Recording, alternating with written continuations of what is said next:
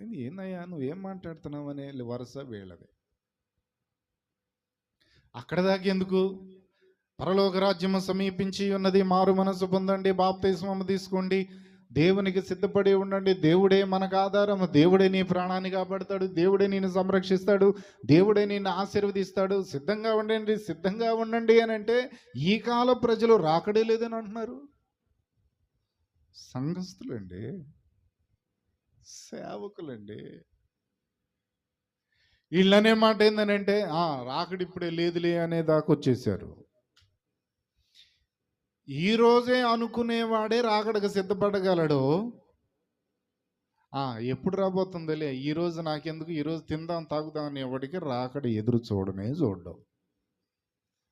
ఏ పట్టణం అది? మనకి అందమైన పట్టణం. ఏ పట్టణం?